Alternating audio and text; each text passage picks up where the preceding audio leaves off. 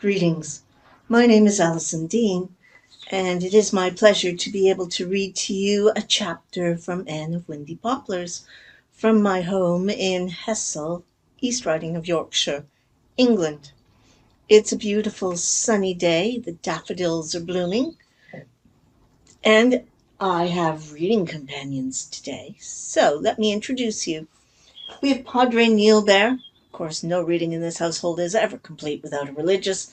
He comes from the British military when they served in Afghanistan. Friar Simon, he's from Chelmsford Cathedral. Manny Bear, courtesy of my sister when she lived in New York. He's come all the way from New York many, many years ago. And beside him is his cousin, Fletcher, who is a literacy bear from a chapter store in Canada, courtesy of my late aunt, again, many years ago. And on this side, we have Torstein, who is a beautiful handmade bear from St. Margaret's Hope up in the Orkney Islands. There are only seven of him in the whole wide world, so he's very rare and very special. And we have Ollie Bear. He's with the RNLI, based out of Campbellton. He has a sou'wester too, but he says it's such a nice day. He's not worried about having to go out and do rescues, so he's left the sou'wester elsewhere until it is pouring with rain, and he has to launch a boat. So I invite you to sit back and enjoy as I read to you from my 1936 Grosset and Dunlap edition, Anne of Windy Poplars, Chapter 9 of the 3rd year. Extract from letter to Gilbert. I am invited to have supper tomorrow night with a lady of Summerside. I know you won't believe me, Gilbert, when I tell you that her name is Tom Gallen. Miss Minerva Tom Gallen. You'll say I've been reading Dickens too long and too late. Dearest, aren't you glad your name is Blythe? I am sure I could never marry you if it were Tom Gallen. Fancy. And Tom Gallen. No, you can't fancy it. This is the ultimate honor Summerside has to bestow. An invitation to Tom Gallen House. It has no other name. No nonsense about elms or chestnuts or crops for the Tom Gallens. I understand they were the royal family in old days. The Pringles are mushrooms compared to them. And now there is left of them all only Miss Minerva, the sole survivor of 6 generations of Tom Gallens. She lives alone in a huge house on Queen Street, a house with great chimneys, green shutters, and the only stained glass window in a private house in town. It is big enough for 4 families, and is occupied only by Miss Minerva, a cook, and a maid. It is very well kept up, but somehow, whenever I walk past it, I feel that it is a place which life has forgotten. Miss Minerva goes out very little, excepting to the Anglican church, and I had never met her until a few weeks ago, when she came to a meeting of staff and trustees to make a formal gift of her father's valuable library to the school. She looks exactly as you would expect a Minerva Tom Gallen to look. Tall and thin, with a long, narrow white face, a long, thin nose, and a long, thin mouth. That doesn't sound very attractive, yet Miss Minerva is quite handsome in a stately, aristocratic style, and is always dressed with great, though somewhat old-fashioned, elegance. She was quite a beauty when she was young, Rebecca Dew tells me, and her large black eyes are still full of fire and dark luster. She suffers from no lack of words, and I don't think I ever heard anyone enjoy making a presentation speech more. Miss Minerva was especially nice to me, and yesterday I received a formal little note inviting me to have supper with her. When I told Rebecca Dew, she opened her eyes widely as if I'd been invited to Buckingham Palace. "It's a great honor to be asked to Tom Gallen House," she said in a rather awed tone. "I never heard of Miss Minerva asking any of the principals there before. To be sure, they were all men, so I suppose it would hardly have been proper. Well, I hope she won't talk you to death, Miss Shirley. The Tom Gallens could all talk the hind leg off a cat, and they liked to be in the front of things. Some folks think the reason Miss Minerva lives so retired is because now that she's old, she can't take the lead as she used to, and she won't play second fiddle to anyone. What are you going to wear, Miss Shirley? I'd like to see you wear your cream silk gauze with your black velvet bows. It's so dressy." "I'm afraid it would be rather too dressy for a quiet evening out," I said. "Miss Minerva would like it, I think. The Tom Gallens all like their company to be nicely arrayed. They say Miss Minerva's grandfather once shut the door in the face of a woman who had been asked there to a ball because she came in her second best dress. He told her her best was none too good for the Tom Gallens. Nevertheless, I think I'll wear my green voile, and the ghosts of the Tom Gallens must make the best of it. I'm going to confess something I did last week, Gilbert. I suppose you'll think I'm meddling again in other folks' business, but I had to do something.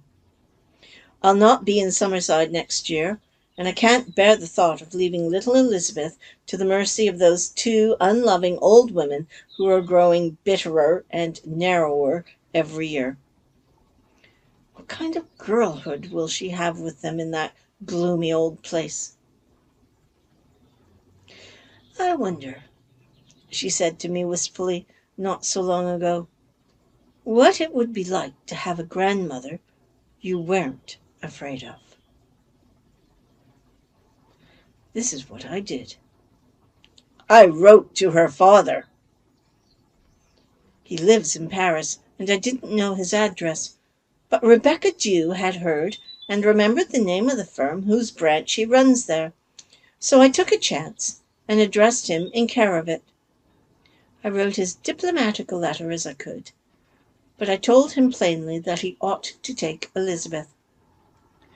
I told him how she longs for and dreams about him, and that Mrs. Campbell was really too severe and strict with her. Perhaps nothing will come of it, but if I hadn't written, I would be forever haunted by the conviction that I ought to have done it. What made me think of it was Elizabeth telling me very seriously one day that she had written a letter to God, asking him to bring her father back to her and make him love her. She said she had stopped on the way home from school in the middle of a vacant lot and read it, looking up at the sky. I knew she had done something odd, because Miss Prouty had seen the performance and told me about it when she came to sew for the widows next day. She thought Elizabeth was getting queer. Talking to the sky like that. I asked Elizabeth about it, and she told me. I thought God might pay more attention to a letter than a prayer, she said. I've prayed so long. He must get so many prayers. That night, I wrote her father. Before I close, I must tell you about Dusty Miller. Some time ago, Aunt Kate told me that she felt she must find another home for him because Rebecca Dew kept complaining about him, so that she felt she really could not endure it any longer. One evening last week when I came home from school, there was no Dusty Miller. Aunt Chatty said they had given him to Mrs. Edmonds, who lives on the other side of Summerside from Windy Poplars. I felt sorry for Dusty Miller, and I have been excellent friends. But at least, I thought, Rebecca Dew will be a happy woman. Rebecca was away for the day, having gone to the country to help a relative hook rugs. When she returned at dusk, nothing was said, but at bedtime, when she was calling Dusty Miller from the back porch, Aunt Kate said quietly, "You needn't call Dusty Miller, Rebecca. He is not here. We have found a home for him elsewhere. You will not be bothered with him any more." If Rebecca Dew could have turned pale, she would have done so. Not here? Found a home for him? Good grief! Isn't this his home? We've given him to Mrs. Edmonds. She has been very lonely since her daughter married and thought a nice cat would be company. Rebecca Dew came in and shut the door. She looked very wild. "This is the last straw," she said. And indeed it seemed to be. I've never seen Rebecca Dew's eyes emit such sparkles of rage. "I'll be leaving at the end of the month, Mrs. Montgomery, and sooner if you can be suited." "But, Rebecca," said Aunt Kate in bewilderment, "I don't understand. You've always disliked Dusty Miller. Only last week you said—" "That's right," said Rebecca bitterly. "Cast things up to me. Don't have any regard for my feelings. That poor dear cat. I've waited on him and pampered him and got up nights to let him in, and now he's been spirited away behind my back without so much as a by your leave. And Sarah Edmonds, who wouldn't even buy a bit of liver for the poor creature if he was dying for it. The only company I had in the kitchen." "But, Rebecca, you've always—" "Oh, keep on, keep on. Don't let me get a word in edgewise, Mrs. Montgomery. I've raised that cat from a kitten. I've looked after his health and his morals. And what for? That Jane Edmonds should have a well-trained cat for company. Well, I hope she'll stand out in the frost at nights, as I've done, calling that cat for hours, rather than leave him out to freeze. But I doubt it. I seriously doubt it. Well, Mrs. Montgomery, all I hope is that your conscience won't trouble you next time it's 10 below zero. I won't sleep a wink when it happens. But of course that doesn't matter an old shoe to anyone." "Rebecca, if you would only—" "Mrs. Montgomery, I am not a worm. Neither am I a doormat. Well, this has been a lesson for me, a valuable lesson. Never again will I allow my affections to twine themselves around an animal of any kind or description. And if you'd done it open and above board, but behind my back, taking advantage of me like that, I never heard of anything so dirt mean. But who am I that I should expect my feelings to be considered?" "Rebecca," said Aunt Kate desperately, "if you want Dusty Miller back, we can get him back." "Why didn't you say so before, then?" demanded Rebecca Dew. "And I doubt it. Jane Edmonds has got her claws in him. Is it likely she'll give him up?" "I think she will," said Aunt Kate, who had apparently reverted to jelly. "And if he comes back, you won't leave us, will you, Rebecca?" "I may think it over," said Rebecca, with the air of one making a tremendous concession. Next day, Aunt Chatty brought Dusty Miller home in a covered basket. I caught a glance exchanged between her and Aunt Kate after Rebecca had carried Dusty Miller out to the kitchen and shut the door. I wonder, was it all a deep-laid plot on the part of the widows, aided and abetted by Jane Edmonds? Rebecca has never uttered a word of complaint about Dusty Miller since, and there is a veritable clang of victory in her voice when she shouts for him at bedtime.